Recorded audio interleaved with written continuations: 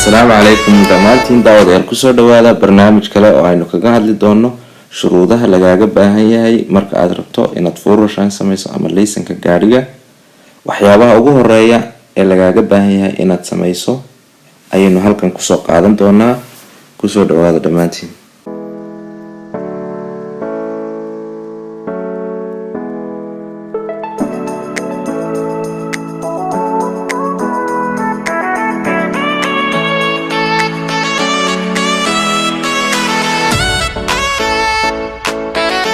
shuruudaha ugu horeeya ee laga rabo marka aad rabto inaad furashan sameyso ama aad go'aansato inaad school furashan diyaariso, waxa laga rabaa in aad shanta qodob aad la timaado.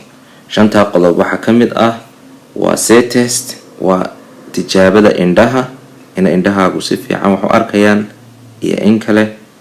Erste Hilfe course ama Erste Hilfe Shine waa gargaarka degdega ah, shahaadada ama aqoonsiga yar ee gargaarka degdega ah. iyo taas saddexaad oo ah biometric photo ama passport waxa loo yaqaano, waa sawirka baasaboorka ama waa sawirka dokumentiyada officialka lagu dhajiyo sida baasaboorka, ID cardka, shahaadooyinka.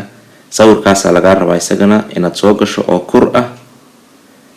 ta afraad waxa weeye inaad antrag sameyso, furashan antrag oo aad Strassen Verkehrsamtiga u dirto. iskuulkaaga u diri kara, adiguse gaar ahaantaada waad u diri kartaa, laakiin iskuulka ayaa inta badan ka qaadaya codsigaas. codsiga dalabka furashankuna wuxuu qaataa 4 ilaa 6 week inta jawaabaad ka helayso inaad sameyn karto oo lagu ogol yahay iyo in kale. midda kalena waxa weeye waa Fahrschule Anmeldung, waa inaad iskuul iska diiwaan geliso iskuulada lagu barto baabuurta ah. taasina waa wax iska cad oo qof waliba uu garan karo. iskuulkaaga ayaa codsiga u gudbin kara dawladda ama adiga ayaa diiwaangelinta iskuulka intaad qaadato soo dhameysan kara shuruudaha iyo waxyaabaha lagaaga baahan yahay.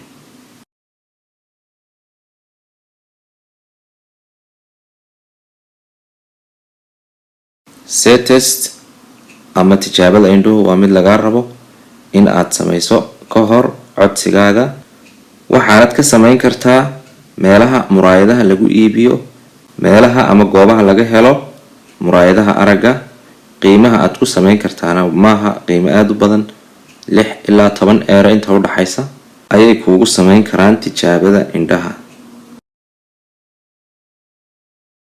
Erste Hilfe course waa course ama waa cashar ku saabsan gargaarka degdega ah oo loogu talagalay qof kasta oo gaari wata inuu sameeyo si uu ugu gargaaro ama uu caawiyo haddii uu qofkaasi shil la kulmo ama uu shil isagu galo oo uu ka badbaado, si uu caawiyo ama dadka gaariga la saaran ama dad kale oo dariiqa ku dhibaatoobay inta uu uga imanayo gargaarka caadiga ah ambalaasku aad sii sugsiiso oo aad caawiso.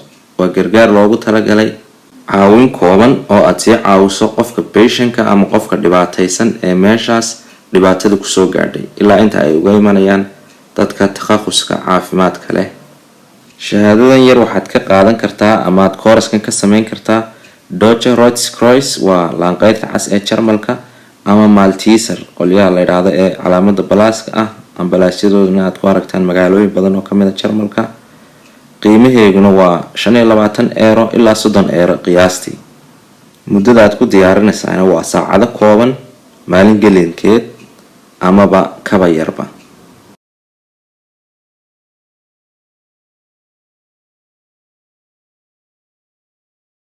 sawirka laga rabo inaad keentaa waa sida tusaalaha kaaga muuqata. inta calaamada egestu saaran tahay ee casaanka ah waa waxyaabo aan la ogoleyn. labada calaamada saxda ah ee akhtarka ah ay saaran tahayna waa labo sax ah oo la ogol yahay. midka naagta ah iyo midka ninka ah waa sidii ugu saxsanayd. inta egesta la saarayna waa inta mamnuuca ah. color looma ogola, waxyaabo kalena looma ogola. sawirka markaad gelayso waxaad u sheegaysaa inaad furashan uga dan leedahay ama aad u rabto.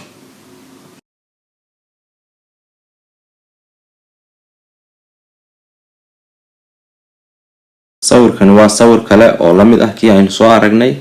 inta qalad ku saaran yahayna waa qalad, inta sax ku saaran yahayna waa sax. gaar ahaan wuxuu khuseeyaa dumarka, waayo qof dumar ah oo muslina ayaa meesha ka muuqda oo xijaaban markaa niqaamka lama ogola, koofiyada inay naagtu xidhato lama ogola, kaa saddexaad ee marada macnaha waxoogaa wejigeyga laga arkayna lama ogola, kaa u dambeeya ee saxda akhtarka ay saaran tahay waa la ogolyahay. waa in wejigaagu si fiican u muuqdaa, maaha qasab inaad timahaaga iyo dhagahaaga iyo waxyaabahaas oo kale aad soo banayso.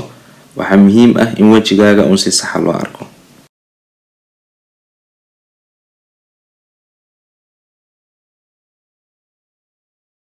meel kasta oo aad ku aragto faar shuule ama gaadhi ay ku qoran tahay ama dhisme ay ku qoran tahay, waa meel loogu talagalay in lagu barto baabuurta, ama waa xafiiskii ama waa gaadhigii waxa aad ku aragtay faar shuule.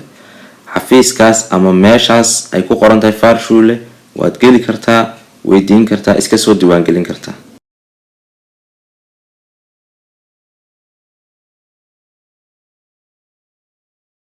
warqadani waa warqada codsiga ah ee loo diro dowladda, waana codsiga aad ku codsanayso ama antaraaga in aad rabto inaad fuurashayn samayso. waxyaabaha lagaaga baahan yahay waxaa kamid ah inaad magacaaga qorto, adareyskaaga, taariikhda dhalashadaada, waxyaabaha macluumaadka dhan ee ku qoran inaad buuxiso. haddii aad caawimo u baahatana waxaad kaa caawin kara macalinka ama iskuulka aad iska diiwaangelisay. intaas waxay noogu dhan cashirkeenii koobnaa aynu kaga hadlanay shuruudaha lagaaga baahan yahay inta aanad isdiiwaangelin ama aanad fuurashayn sameynin. tan iyo kulankeena dambe, nabadgelyo.